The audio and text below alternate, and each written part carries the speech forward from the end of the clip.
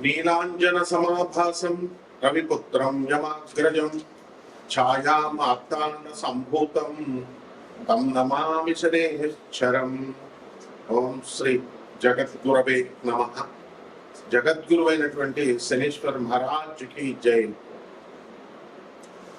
మనకి శని జయంతి ఈరోజు. శని జయంతి అంటే ఎప్పుడు వస్తుందంటే వైశాఖ మాసం శుక్ల కృష్ణపక్షం అమావాస్య తిథి రోజున వస్తుంది. కాబట్టి ఈ రోజు శనివారం అవడం కూడా చాలా విశేషమైనటువంటి రోజు. శనివారంతో కూడినటువంటి శని జయంతి రావడం చాలా అదృష్టంగా భక్తులంతా కూడా భావించాలి. అయితే 30 సంవత్సరాలకి ఒక్కసారి ఈ శని జయంతి వస్తుంది. తన సొంత రాశి అయినటువంటి కుంభ రాశిలోకి మరి ఈ యొక్క శని ఉన్నప్పుడు ఈ యొక్క శని జయంతిని మనం జరుపుకుంటాం. కాబట్టి ఈ శని అంటే కర్మకి, ఆ తర్వాత ఈ యొక్క డిసిప్లిన్కి, క్రమశిక్షణకి మారుపేరు అన్నమాట. ఆయన్ని కర్మ ఫలదాత అంటాము, అలాగే కర్మ కారకుడు అంటాము. కర్మకి కారకుడు అయినా మళ్ళీ ధర్మానికి కూడా ప్రతీక అన్నమాట. అయితే ఎవరైతే ఈ యొక్క శని దశలు నడుస్తున్నప్పుడు అర్ధాష్టమ శని, అష్టమ శని, అలాగే ఏలినాటి శని, సాడే సప్తంటం ఇలాంటివన్నీ నడుస్తున్నప్పుడు ఎవరైతే అన్యాయంగా అధర్మంగా వీళ్ళు ప్రవర్తిస్తారో అటువంటి వాళ్ళని శనీశ్వరుడు శిక్షిస్తాడు. ఎందువల్లంటే ఆయన ధర్మమూర్తి. కాబట్టి మనకి ఈ శనీశ్వరుడు ఏం చేస్తాడంటే మనకి ఈ ఏలినాటి శని సమయాలలో చాలా కష్టాలను ఇస్తాడండి. ఈ అర్ధాష్టమ అష్టమ శని సమయాల్లో అనుకుంటాం. నిజమే, కష్టాలతో పాటు సక్సెస్ కూడా ఇస్తాడు అనేటటువంటి విషయాన్ని భక్తులు మర్చిపోతారు. అంటే ఇతర మనకి మిగతా 8 గ్రహాలు కూడా మనకి ఏం చేస్తాయంటే సుఖాలను ఇస్తాయి, అలాగే ఫలితాలను ఇస్తాయి, చాలా స్పీడ్గా ఇస్తాయి. కానీ శనీశ్వరుడు మాత్రము చాలా స్లోగా, మందుడు అంటాం ఆయన్ని, స్లోగా నడుస్తాడు. ప్రతి ఒక్క గ్రహము కూడా ఒక సంవత్సరం లోపల లేకపోతే సంవత్సరంలో గిర్రమని తిరిగేసి ఒక రాశిలో ఉంటారు. తర్వాత తొందరగా ముగించుకొని వేరే రాష్ట్రానికి వెళ్ళిపోతారు. కానీ శనీశ్వరుడు మాత్రం 2.5 సంవత్సరాల పాటు ఒక్కొక్క రాశిలో ఉంటూ వస్తాడు. కాబట్టి అతని యొక్క సహజ నైజం ఏమిటంటే ఆలస్యంగా ఇచ్చినప్పటికీ కూడా అద్భుతమైనటువంటి ఫలితాలను ఇస్తాడు. రాజయోగ కారకుడు ఆయన. శని యొక్క అనుగ్రహం లేదే ఏ జీవికి కూడా ఆయుర్దాయం అనేటటువంటిది పరిపూర్ణంగా ఉండదు. అంటే లాంగిటివిటీ ఆఫ్ లైఫ్ ని ఇచ్చేటటువంటి ప్లానెట్ శని మహారాజు అనమాట. అలాగే ఇతర ప్లానెట్స్ అన్నింటినీ కూడా మనం ఏమని చెప్పుకుంటామంటే మనకి ఈ యొక్క క్రమశిక్షణ ఇవన్నీ కూడా ఉన్న క్రమశిక్షణ నేర్పించిన శని మాత్రము మనము దేవుడు, శని దేవుడు అంటాం. మిగతా ప్లానెట్స్ మామూలుగా గ్రహాలు అని అంటాం, కుజగ్రహము, బుధ గ్రహము ఏమి అంటాం. కానీ శని మాత్రం దేవుడు అంటాం. ఈ యొక్క శని తన మాతృభక్తి చాలా ఎక్కువ. ఛాయాదేవ తన తల్లి అయినటువంటి ఛాయాదేవ పట్ల.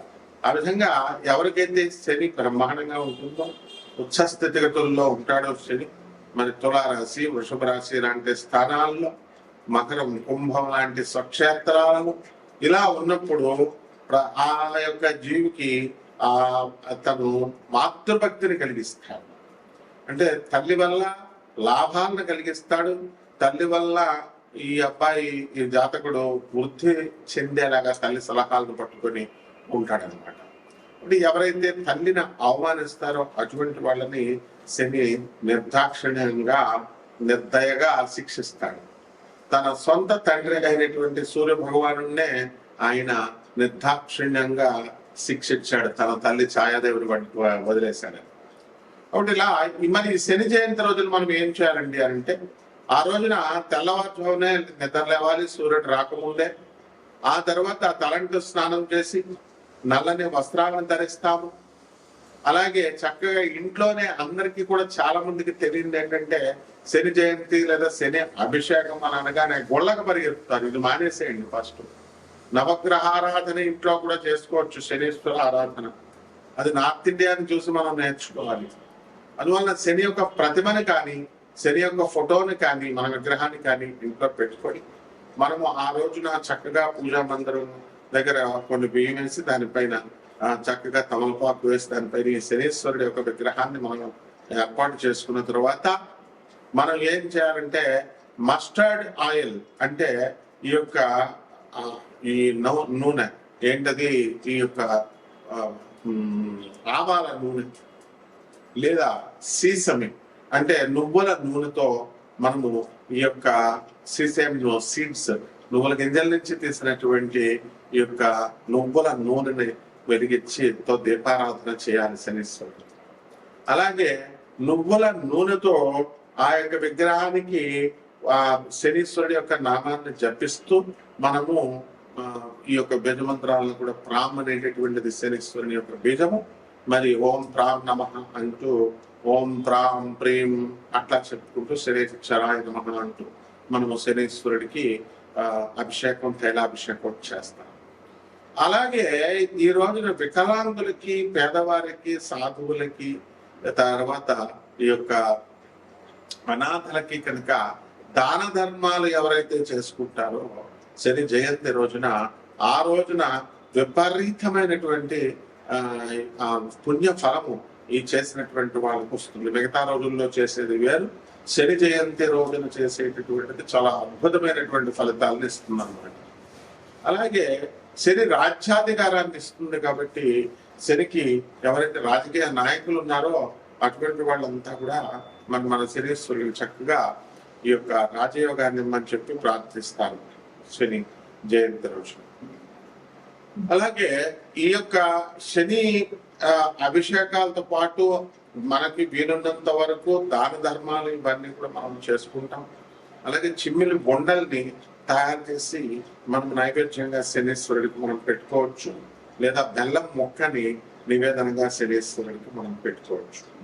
ఈ శని జయంతి రోజున ఓం శనైశ్చరాయ నమః అనేటటువంటి మహామంత్రాన్ని 108 సార్లు మనము జపించవచ్చు అన్నమాట. అలాగే నీలి పువ్వులన్నా, నీల శంఖం పువ్వులన్నా శనీశ్వరుడికి చాలా ఇష్టం కాబట్టి అందరూ కూడా మనకి నీలం రంగు పువ్వులను తీసుకొచ్చి మనము స్వామివారికి సమర్పించాలి.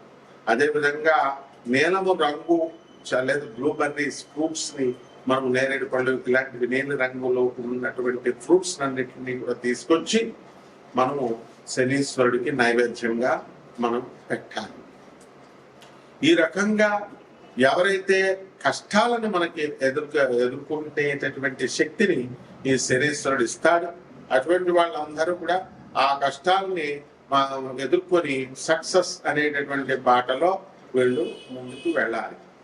అలా కాకుండా మామూలు ప్లానెట్స్, మామూలు గ్రహాలు ఇచ్చినట్టుగా మనకి సుఖాలు సునాయాసంగా కష్టం లేకుండా వచ్చింది అనుకోండి, దాని విలువ మనకి తెలియదు.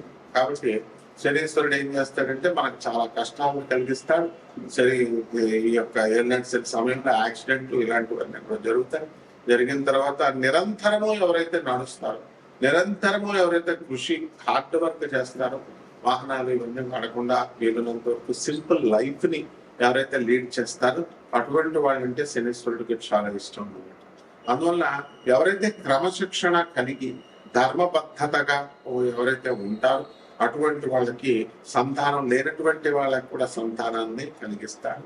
ఎప్పుడైతే యోగము లేకపోయినా సరే, జాతకుడికి ధనయోగం లేదనుకోండి, అటువంటి వాడిని కూడా ధన యోగాన్ని శనీశ్వరుడు కల్పిస్తాడు. అలాగే 6వ ఇంట్లో శని కనుక ఉన్నట్లయితే లాంగిటివిటీ ఆఫ్ లైఫ్ పెరుగుతుంది అని చెప్పి శాస్త్రం చెప్తుంది. అదేవిధంగా రోగాలు అనేటటువంటివి చాలా మందికి అనేక రకమైనటువంటి రోగాలు వస్తాయి. సాధారణంగా డెర్మటాలజీలో మనకి చర్మ సంబంధమైనటువంటి ఈ యొక్క డెర్మటాలజికల్ డిజార్డర్స్ అనేటటువంటివి వస్తాయి. ఆ విధంగా చర్మ వ్యాధులతో పాటు హ్యూమన్ ప్యాపిలోమా వైరస్ హెచ్పివి వ్యాధులు కూడా మనకి ఈ యొక్క శని ప్రభావం వల్ల వస్తుంది. అలాగే పిసిఓడి ప్రాబ్లమ్స్, ఈ హార్మోన్స్ ఇంబ్యాలెన్స్ వల్ల వచ్చేటటువంటి ఈ వ్యాధులన్నీ కూడా క్యాన్సర్ కి దారి తీస్తాయి. ఈ హెచ్పివి వైరస్ కూడా అందువల్ల వాటినన్నింటినీ కూడా ఈ యొక్క శనీశ్వరుడు నిరోధిస్తాడు. కాబట్టి ఒక్కొక్క రాశి వారిగా ద్వాదశ రాశుల వారందరికీ కూడా ఎటువంటి ఫలితాలు ఇస్తారో మనం చూద్దాం. ముందుగా ఇవన్నీ కూడా గోచారాల రీత్యా కోటాను కోట్ల మందికి అందరికీ కూడా కామన్ ప్లాట్ఫామ్ లో మనం చెబుతున్నాము కాబట్టి దాని రీత్యా మనకి ఫలితాలు అనేటటువంటివి ఇలా ఉన్నాయి రాశి ఫలాలు అని మనం చదువుకుంటాం, వింటాం. అయితే ఈ యొక్క వ్యక్తిగత జాతకం అనేటటువంటిది ఒక్కొక్కళ్ళకి ఒక్కొక్కలాగా ఉంటుంది. ఎవరైతే వ్యక్తిగత జాతకాలు కావాలనుకుంటున్నారో వాళ్ళందరికీ కూడా నాసా లైవ్ రిపోర్ట్స్ బట్టి అమెరికన్ టెక్నాలజీతో మేము ఈ యొక్క జాతకాలు చెప్తాం. అటువంటి వాటిని మనల్ని సంప్రదించవచ్చు. ఒక్కొక్క రాశి వారికి కూడా ఈ శని జయంతి ముందు ఎలా ఉంటుంది, ఆ శని జయంతి తర్వాత ఈ యొక్క విశేషమైనటువంటి రెమెడీస్ చేసుకున్న తర్వాత ఒక్కొక్క రాశి వారికి ఎలా ఉంటుందో మనం చూద్దాం. వృషభ రాశి, ఈ వృషభ రాశి వారికి అందరికీ కూడా ఈ శని జయంతి రోజున కనుక మనం పూజ చేసుకున్నట్లయితే ఇంట్లోనే ఓం శనేశ్వరాయ నమః అంటూ జపం చేసుకుంటే సరిపోతుంది. దేవాలయాలకి వెళ్ళి మీరు అభిషేకాలు పెద్ద పెద్ద లైన్లు ఉంటాయి, అక్కడ వాళ్ళతో వెళ్ళి మనం చేయాల్సినటువంటి అవసరం లేదు. ఓపుకుంటే వెళ్ళొచ్చు, తప్పేమి లేదు. అయితే ఈ యొక్క వృషభ రాశిలో అర్ధాష్టమ కేతువు నడుస్తున్నాడు కాబట్టి మామూలుగా కుటుంబంలో అనేకమైనటువంటి కలతలు ఉండడము, చికాకులు ఉండడము ఇవన్నీ కూడా జరుగుతూ ఉంటాయి. ఇవన్నీ కూడా మనం ఏమనుకుంటామంటే శనీశ్వరుడి మీద తోసేస్తాం. ఈ శని వల్ల శని మహాదశలో శని దశలో జరుగుతున్నాయి, అందువల్ల జరుగుతుంది అని కాదు. మన క్రమశిక్షణ లోపము, మన ప్లానింగ్ లేకపోవడం. అలాగే ఈ యొక్క రాశి వారికి అందరికీ కూడా జన్మంలో రవి బుధ గ్రహాలు ఇద్దరు కూడా ఉన్నారు. మరి మళ్ళీ మే 29వ తేదీన ఈ యొక్క బుధ గ్రహము మిథున రాశిలోకి వెళ్ళిపోవడం జరుగుతుంది. ఇప్పుడు ప్రస్తుతము గురు శుక్రులు ఇద్దరు కూడా మనకి మిథున రాశిలో ఉన్న కారణంగా మనకి ఏమవుతుందంటే ఈ యొక్క వృషభ రాశి వారి యొక్క ఆదాయాలు అనేటటువంటివి పెరగడానికి అవకాశం ఉన్నాయి. అలాగే అనేకమైనటువంటి కష్టాలు కూడా మనకి ఈ కోరి కష్టాలు తెచ్చుకోవడం. అంటే మనకి వృషభ రాశి వాళ్ళకి వేరే వాళ్ళు శత్రువులు ఉండాల్సినటువంటి అవసరం లేదు. మన మాటలే మనకి శత్రువులుగా, మనం చేసుకున్నటువంటి కర్మలే మనకి శత్రువులుగా, మనం అభివృద్ధికి వెళ్లకుండా అవన్నీ కూడా ఆపేస్తూ ఉంటాయి. కాబట్టి ఈ రాశి వారికి అందరికీ కూడా మనము వృషభ రాశికి ఏం చేస్తామంటే ఆదాయాలు బాగా పెరుగుతాయి, ఖర్చులు కూడా చాలా అధికంగా పెరుగుతాయి. బంధువులందరూ కూడా చాలా మంది రావడం జరుగుతుంది. ఉన్నత అధికారుల యొక్క దర్శనము అనుకోకుండా మీకు కలగడము చాలా ఉత్తేజాన్ని, ఉత్సాహాన్ని మీకు తీసుకొస్తుంది. అలాగే మీ మీద మీకు కాన్ఫిడెన్స్ తీసుకొస్తుంది. అరే, రేవంత్ రెడ్డి గారు ఒక జడ్పీటీసీగా ఉన్నటువంటి ఆయన నేను ఈ రోజు ముఖ్యమంత్రిగా అయ్యాడు, నేను ఎందుకు రాజకీయాల్లో రాకూడదు అని రాజకీయ నాయకుల్లో ఒక విధమైనటువంటి ఇన్స్పిరేషన్ అనేటటువంటిది వస్తుంది. అలాగే రాజ్యస్థితిగత కారకుడైనటువంటి రాహుగ్రహము మరి ఈ యొక్క రాజకీయ నాయకులకు మంచి ఫలితాన్ని ఇస్తుంది. రైతులు బ్రహ్మాండమైనటువంటి సంపాదనకి కృషి చేస్తారు.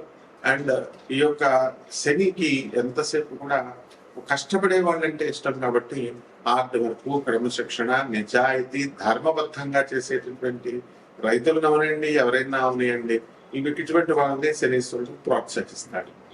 కాబట్టి కొత్త వ్యాపారాలు చేయాలనేటటువంటి ఆలోచనలు వీళ్ళకు కలుగుతాయి. అలాగే ఇనుము సంబంధమైనటువంటి, ఆయిల్ సంబంధమైనటువంటి వ్యాపారాలలో వీళ్ళు వృషభ రాశి వాళ్ళు సక్సెస్ అవుతారు. అదేవిధంగా ఈ యొక్క రాశి వారి అందరూ కూడా నవంబర్ నెల 2026వ సంవత్సరం తర్వాత మనకి అర్ధాష్టమంలో ఉన్నటువంటి కేతువుకి తోడుగా ఈ యొక్క గురుగ్రహం వెళ్ళడం జరుగుతుంది. అప్పుడు కొంచెం పనులన్నీ కూడా లేట్ అవ్వడం అనేటటువంటి జరుగుతాయి. ఈ విధంగా శని జయంతి వీళ్ళ జీవితాల్లో వసంతాలను తీసుకొస్తుంది. వాటి పరిహారాలు ఏమిటంటే అర్ధాశ్రమ కేతువు నడుస్తున్నాడు కాబట్టి అలాగే ఈ రోజు శని జయంతి కాబట్టి శని అభిషేకం చేసుకోండి, శని స్తోత్రాలు ఇంట్లో చదువుకోండి. అలాగే కేతు జపం చేయండి, కేతు స్తోత్రాలు చదవండి. కేతువుకి కిలోంపావు ఈ యొక్క ఉలవల్ని ఆవుబేడ రంగు ఉన్నటువంటి వస్త్రాన్ని ఇచ్చి పేద బ్రాహ్మణులకి శనివారం నాడు ఉదయం కరెక్ట్ గా 5 గంటలకి దానం చేసుకోండి. అలాగే సాయంత్రం దశ మహావిద్యల్లో ఒకటైనటువంటి ఈ యొక్క ధూమావతి అమ్మవారి యొక్క హోమాన్ని కానీ అమ్మవారి యొక్క మంత్ర జపాన్ని కానీ చేసుకోవడం ద్వారా బ్రహ్మాండంగా అన్ని వృషభ రాశి వారికి ఉంటుంది. శుభం.